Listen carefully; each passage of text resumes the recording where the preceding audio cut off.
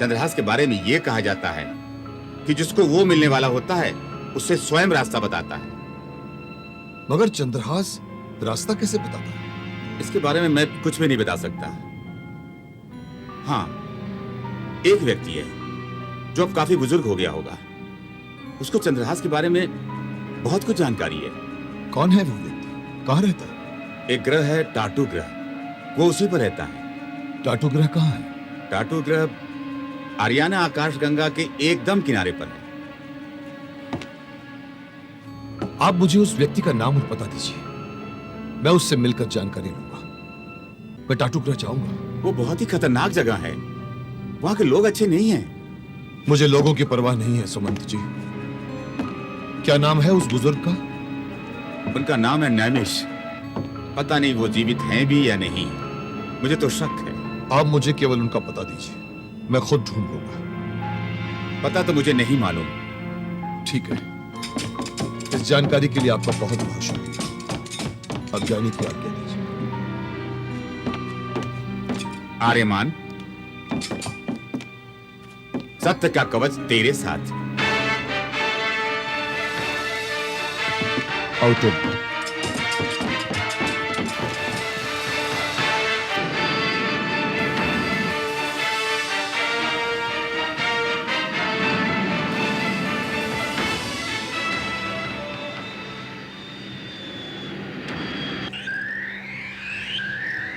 वो रहा आर्यमान का यान।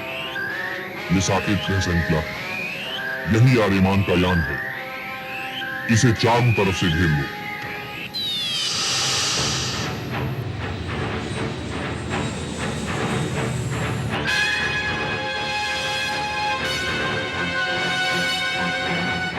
तो वो हम चारों तरफ से दुश्मन की यानी से पूछें, और तो हमारे पास वक्त नहीं होने से, क्योंकि हमें जल्द से जल्द टाटू ग्रह पहुंचना है। ये चलो यान के प्रकाश की गति से तेज।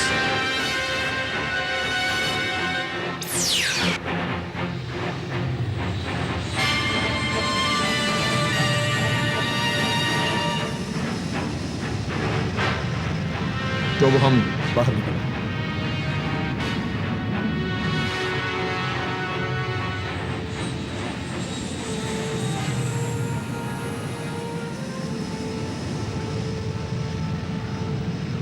तो वो लगता है हम टाटू ग्रह के पास पहुंच गए।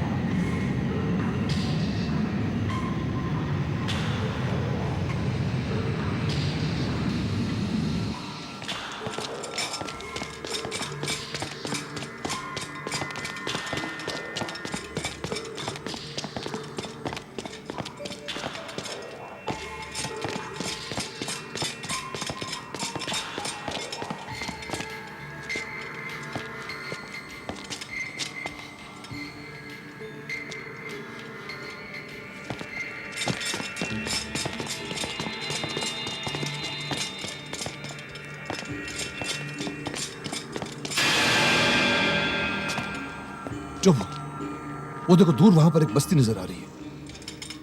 और मेरे साथ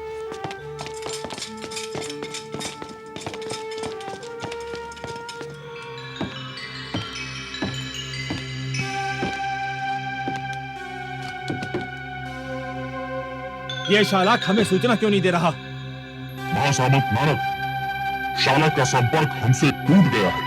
सैनिक, वहां और दूसरे यान भी तो है, वो क्यों नहीं सूचना देते हमारे को? महासामंत नारद, लगता है शालक हमसे संपर्क करने की कोशिश कर रहा है।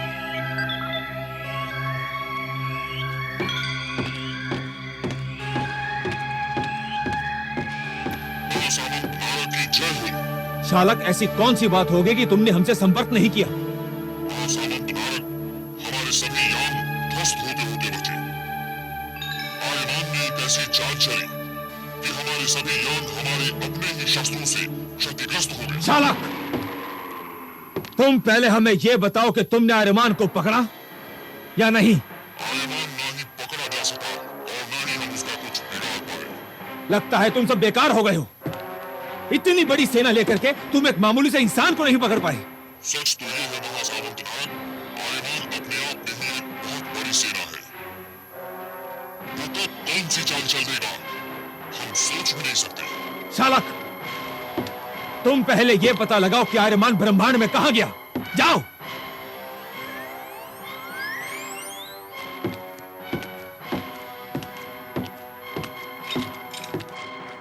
तुम लोग यहां खड़े खड़े मेरा मुंह क्या देख रहे हो? जाओ। आर्यमान, आर्यमान, आर्यमान, ये आर्यमान मेरे हाथ कब आएगा?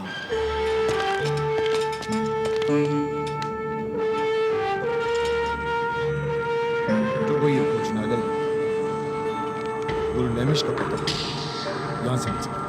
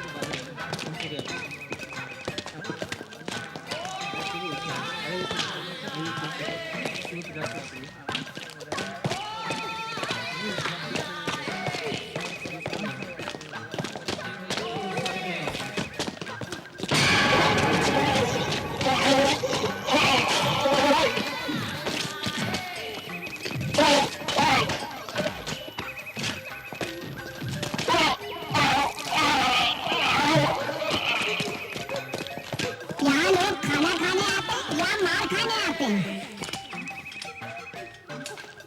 चल भाई, लगाता है 100 की। क्यों डरता है क्या? अरे चल रहा है। चल लग गई 100 की। ए भाई, सूजों पे लगाना चाहता है कि इस पे लगाना चाहता है? चलो चलो, माल लगाना है तो लगा लो। चलो ये ले, ये ले, अरे ले। तैयार है क्या? 2 और कोई लगाना चाहता निकाल 100। चल चल लगा लगा लगा। चल ले सोचने बच्चा, का नहीं, ले। लगाने का। हाँ, मार। हाँ, हाथ पे। चल मार मार मार। चल मार। बच्चे लोगों का काम नहीं। चल चल चल। और कोई और कोई लगाएगा, चल तू लगा। रख। और कोई चल ए, चल बराबर से रखना। हाँ, मार मार। चल मार मार। और कोई कोई नहीं। चल अब तू रख, अब मेरी बारी। चल चल, रख रख रख। ये ले, चल। चल, कौन लगाना चाहता है? हाँ हाँ। 1 लगा भाई, लगा लगा लगा। 2 और ये 3।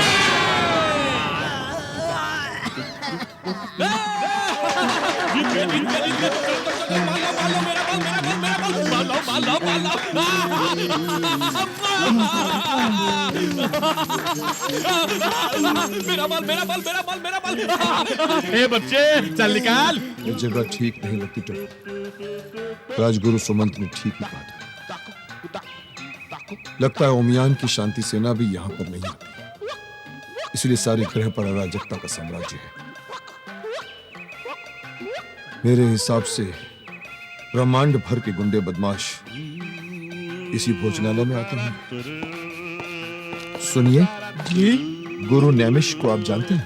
वो बुढ़ा नैमिष, उसका यहाँ पर क्या काम है? अरे ये क्या बताएगा? चल हट, मैं बताता हूँ। हाँ बताइए। यहाँ से आप सीधा बाहर चले जाइए, फिर टेढ़े हो जाइए, फिर सामने जाइए। वहाँ पर आपको एक यान मिलेगा, उसमें बैठ जाइए, फिर ऊपर उड़ जाइए। उसके बाद भी समझ में ना आए तो मेरे पास वापस आइए, फिर मैं बताऊंगा क्या करना है। मैं अभी आता हूँ। आप कष्ट न कीजिए, हम खुद ही ढूंढ लेंगे। आओ आर्यमान।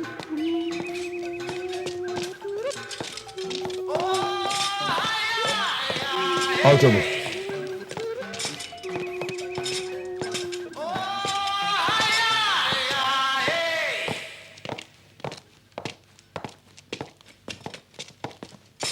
आओ आर्यमान। आप गुरु नैमिष की तलाश में आए हैं ना? हाँ, मैं उन्हें ही ढूंढ रहा हूँ। कहाँ है वो? वो आपका ही इंतजार कर रहे हैं। मेरा इंतजार कर रहे हैं? मगर उन्हें कैसे पता चला कि मैं यहाँ आने वाला हूँ? चलकर देख लीजिए, खुद ही पता चल जाएगा। आइए। ठीक है।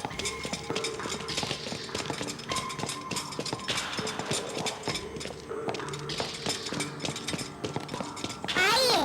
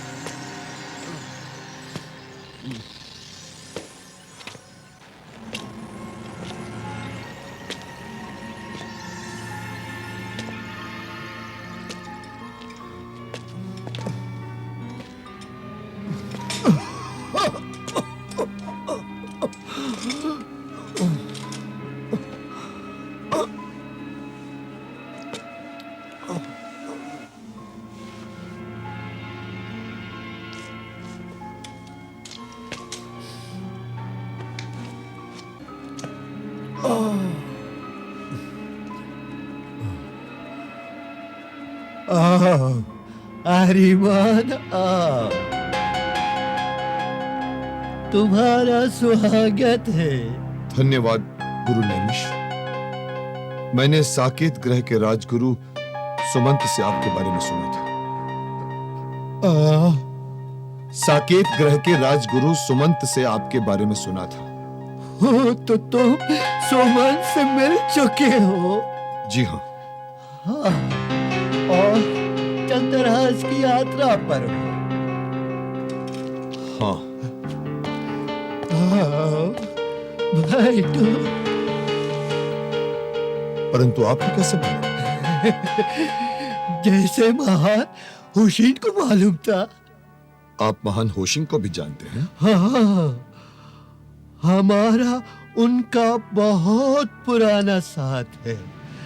जब ओमियान संघ बना था, हम उनके साथ थे। वो एक महान दार्शनिक और महान भविष्यवक्ता है। उन्होंने तुम्हारी जन्म और आर्याना आकाश गंगा की मुक्ति की भविष्यवाणी की थी, जो अब सच होने जा रही है। महान होशिंग तुम्हारा गुरु है ना? वो हमारे गुरु ही नहीं, माँ और पिता भी है। हमारी परवरिश ही उन्होंने की है। हाँ, जानता हूं कि तुम्हें ब्रह्मांड का योद्धा भी उन्होंने ही बनाया। जी। राजगुरु सुमंत ने मुझसे कहा था कि चंद्रहास तक पहुंचने के लिए आप हमें कुछ दिशा निर्देश दे सकते हैं, इसीलिए मैं आपके पास आया। क्यों? होशी ने तुम्हें नहीं बताया था? बताया था, लेकिन तो उससे आगे मैं क्या बता सकता हूं? तुम्हें सिर्फ होशियार रहना होगा। आते समय जो तुम्हारे यान पर हमला हुआ था, वो नारक के सैनिक थे। क्या नारक को मालूम है कि तुम चंद्रहास प्राप्त करने जा रहे हो? कह नहीं सकता। मैं बताता हूं, उसे मालूम ही होगा। वही सारे पापों की जड़ है। इसी की वजह से सारी आलियाना आकाश गंगा में अराजकता फैली हुई है। आगे चलकर नारक भी चंद्रहास प्राप्त करने की कोशिश करेगा। चंद्रहास उसकी हाथ में जाए उससे पहले तुम्हें चंद्रहास प्राप्त करनी होगी। जब पहला ब्रह्मांड युद्ध हुआ था तब मैंने चंद्रहास को देखा था। वो एक अद्भुत अस्त्र है। जब वो प्रज्वलित होती है तो ऐसा लगता है जैसे सैकड़ों सूरज एक साथ उदय हो गई हो। उसकी छाया में भी इतना तेज है कि भूमि के जिस हिस्से पर वो पड़ती है वो धारस बन जाती है। हाँ, ये बात तो महान होशिंग ने भी मुझे बताई थी। इसीलिए तुम्हें सावधान रहना चाहिए और यहां से ईशान दिशा की ओर उड़ना है तुम्हें। लेकिन चंद्रहास तक कैसे पहुंचूं? महान होशिंग ने तुमसे क्या कहा था? गुरु होशिंग ने मुझसे कहा था कि हमारे हृदय में दिशा निर्देश अपने आप आते जाएंगे। इसका मतलब है कि चंद्रहास तुम्हें अपनी ओर खींच रहा होगा। देखना स्वयं तू उसके तरफ खींचते चले जाओगे, परंतु याद रहे बाधाएं अवश्य आएंगी और हर बाधा तुम्हारी मंजिल की एक सीढ़ी होगी। जाओ जाओ हरिमान, सफल होकर आओ। जाओ। जी गुरुदेव, प्रणाम। सत्य का कवच तेरे साथ।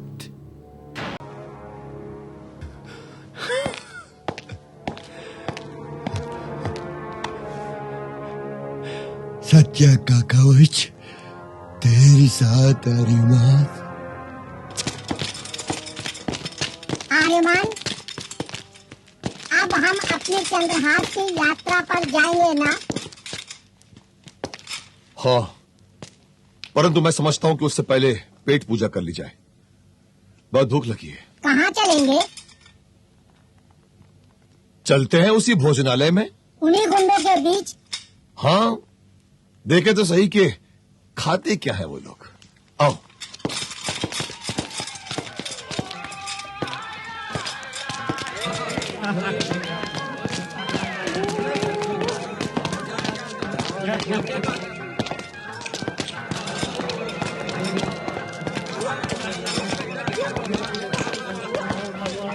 अजय तुम।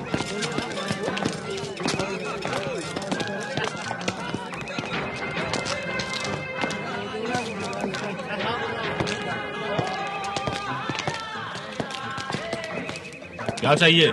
खाना मिलेगा? अगर खाना चाहिए तो इस यंत्र मानव को बाहर करो। क्यों? क्योंकि यहाँ हर प्राणी आ सकते हैं लेकिन यंत्र मानव नहीं। अरे पर ये मेरे बड़े भाई हैं। इसका बड़ा भाई है, बड़ा भाई इसका बड़ा भाई है, बड़ा भाई, बड़े भाई।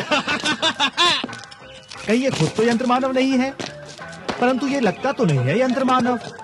अरे क्या पता किसी वैज्ञानिक ने अच्छे किस्म का यंत्र मानव बनाया हो। जरा छू के देख ले भाई।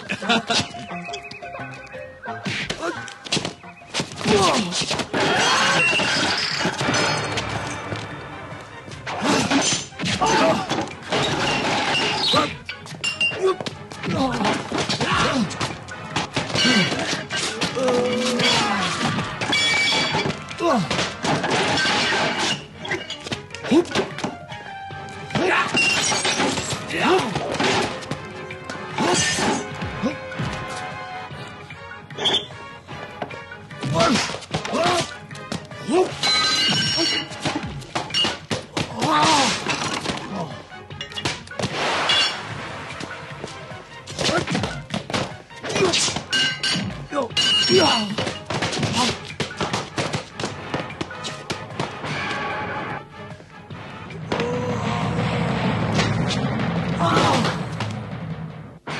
मुझे माल कमा कर देगा।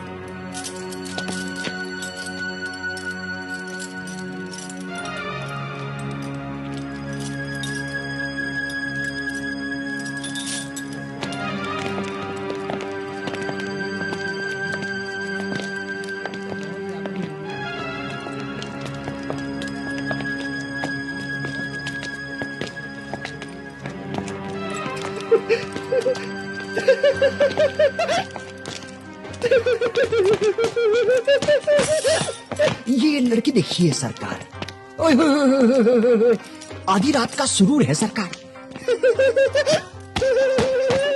लेकिन एक बात है सरकार, ये लड़ नहीं सकती।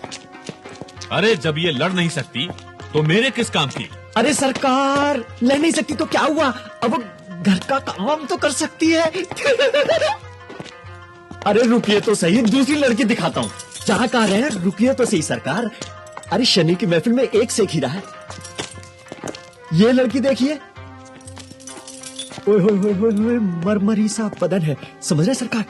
और क्या आवाज है सरकार, मखमली आवाज, और नाचती है।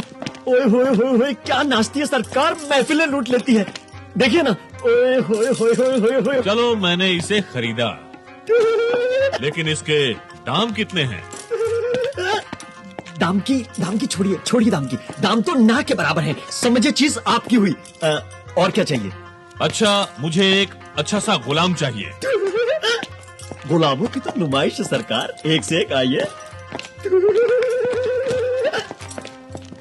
आपको कैसा गुलाम चाहिए, बस ये बताइए सरकार। एक अच्छा सा पट्टा नौजवान, जिस पे लोग हजारों याबरू का दाव लगा सके। हजारों यापरू क्या, लाखों यापरू का दाव लगाएंगे सरकार। जरा नजर इधर घुमाइए। हाय हाय हाय, क्या बदन है सरकार, एक घूसा मारे तो दीवार गिरा दे, और पैर मारे तो धरती हिला दे सरकार। देखिए तो सही, एक नजर। अरे इस पर तो मैं एक कौड़ी भी ना दूं। आपको कैसा गुलाम चाहिए, आप बताइए तो सही, मेरी महफिल में सैकड़ों चीजें हैं। अरे एक अच्छा सा नौजवान जो आकर लड़े तो मैदान में लाखों की छुट्टी कर दे। आपको वो चाहिए? अब तो ये कहिए ना, आपको निडर, जाबाज, बहादुर जवान चाहिए। ये देखिए सरकार, हमारा नया गुलाम देखिए सरकार, इसकी आंखें देखिए, खंजर की तरह पैनी, जो लगे तो कलेजा निकाल ले सरकार। ताकत की बेमिसाल जीती जागती तस्वीर है सरकार। मेरे खजाने का सबसे नायाब मोती, मेरे पास इससे बढ़ के दूसरी चीज ही नहीं है सरकार। देखिए,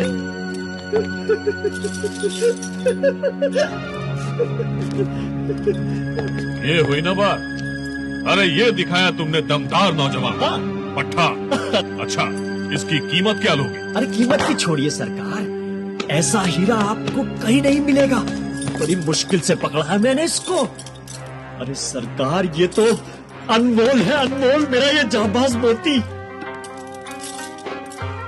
ये अनमोल है, ये तो बाद में पता चलेगा, लेकिन पहले ये बताओ कि इसकी कीमत मुझे कितनी देनी पड़ेगी?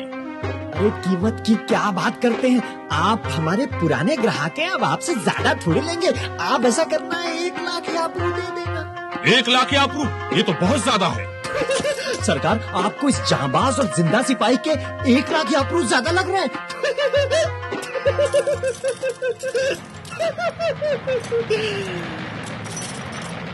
अरे सरकार, यकीन जानिए, इसको पकड़ने और काबू करने में हमारा जितना खर्च हुआ है ना, उसके बदले में 1 लाख याप्रू कुछ नहीं है सरकार।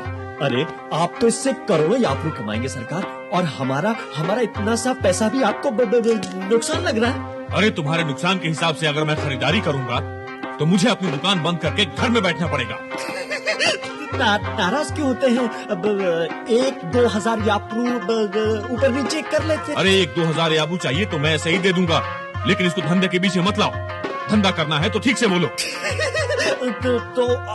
आप ही बोल दीजिए, चीज आपके सामने है, जाबाज सिपाही है, आपको क्या लगता है? मैं इसका 75,000 दे सकता हूँ। तो 75,000 तो बहुत ही कम है सरकार। तो थोड़ा तो बढ़ाइए। नहीं, इससे ज्यादा नहीं दे सकता। तो ठीक है, फिर चीज है, शनि की महफिल में आप आए, आपको खाली हाथ कहाँ जाने देंगे, आप दे दीजिए। ठीक है, तो ये लो तुम। पूरे 75 हैं। वाह सरकार।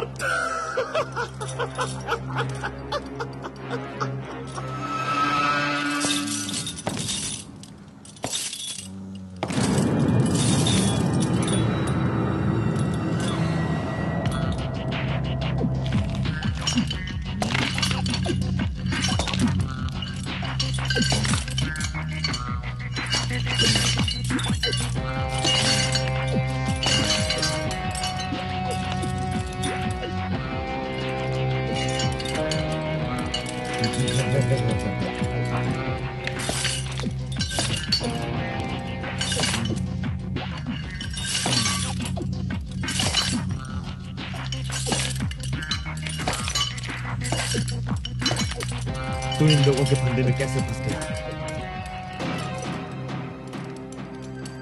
क्यों?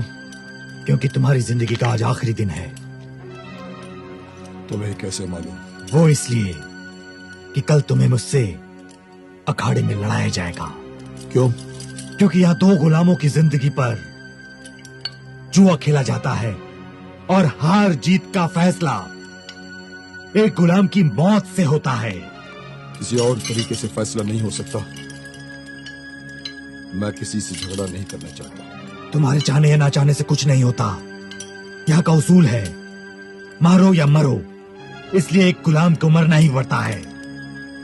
जो भी हो, मैं तुम पर हथियार नहीं उठाऊंगा, क्योंकि मेरी तुमसे कोई दुश्मनी नहीं। डर गया? नहीं, मैं खामखा खून खराबा पसंद नहीं करता। मैं अखाड़े में उतरूंगा ही नहीं। तुम जबरदस्ती उतार दिए जाओगे। तुम्हें मुकाबला करना ही पड़ेगा, वरना मार दिए जाओगे।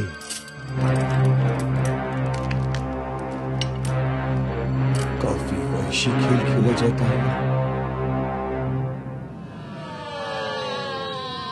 टाटू के मौत के अखाड़े में आप सबका स्वागत है। इस अखाड़े को मौत का अखाड़ा क्यों कहा जाता है, ये तो आप सब जानते हैं। क्योंकि इस मौत के अखाड़े में हर मुकाबला तब तक खत्म नहीं हो जाता है जब तक 2 लड़ने वाले गुलामों में से एक गुलाम की मौत न हो जाए। आज फिर इस मौत के अखाड़े में एक खतरनाक, एक खूनी और एक दिल दहला देने वाला मुकाबला होगा, जिसकी हार जीत का फैसला 2 लड़ने वाले गुलामों में से एक गुलाम की मौत पर होगा। जो जिंदा बचेगा वही जीतेगा, और जो जीतेगा वो युद्ध होगा, और वो युद्ध फिर फिर एक और गुलाम से लड़ेगा। उसी तरह जिंदगी और मौत का खेल जारी रहेगा और देखने वाले उसका मजा उठाएंगे। इस अखाड़े ने बहुत खून पिया है, बहुत खून। बस अब थोड़ी ही देर में हमारा ये खतरनाक खेल शुरू होने वाला है। आप भी इस सुनहरे मौके को मत गवाइए। दांव लगाइए, माल कमाइए। दांव लगाइए, माल कमाइए। दांव लगाइए, माल कमाइए। दांव लगाइए, माल कमाइए।